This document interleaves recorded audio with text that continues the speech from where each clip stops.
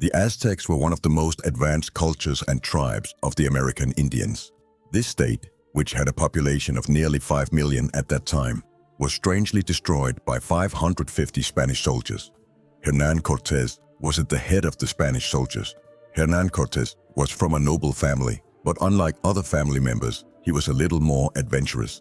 When he turned 18, he participated in geographical expeditions and joined the forces occupying Cuba. Due to his success in this profession, he was given the management of a small place in Cuba at a young age. After a while, he was ordered to organize a small expedition to the coast of today's Mexico.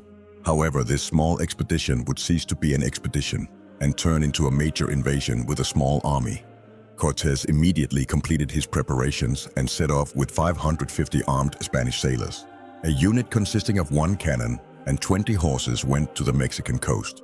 Although they came into contact with some Aztec tribes, no major conflicts occurred. It was as if the Aztecs had known and been waiting for years.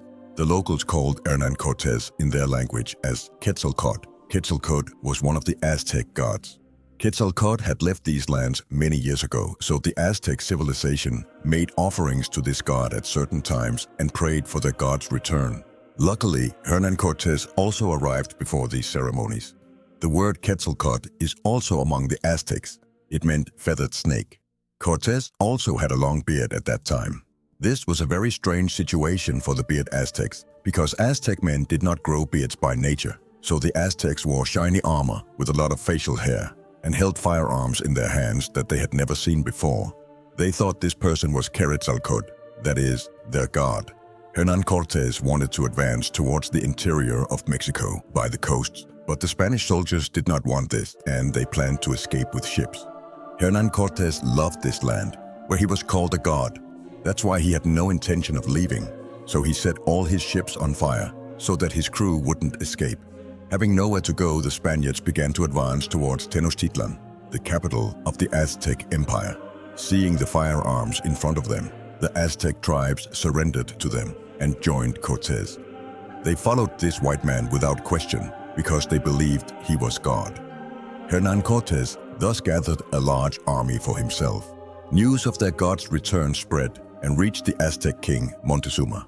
A grand ceremony was even prepared for this invader known as God. Hernan Cortes ceremoniously entered Tenochtitlan, encountering no resistance, on his horse, an animal the Aztecs had never seen before. The city of Tenochtitlan was as crowded as the major cities of that period, such as Istanbul and Paris, hosting over 200,000 people.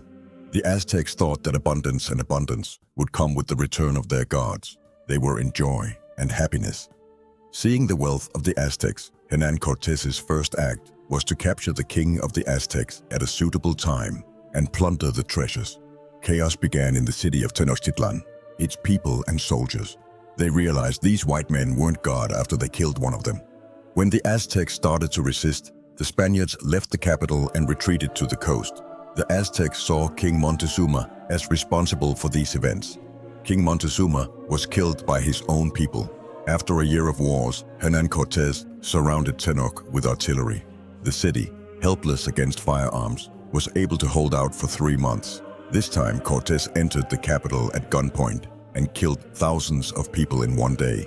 He then sent the spoils to Spain by ships and changed the name of the city of the soldiers to Mexico City, which we know today.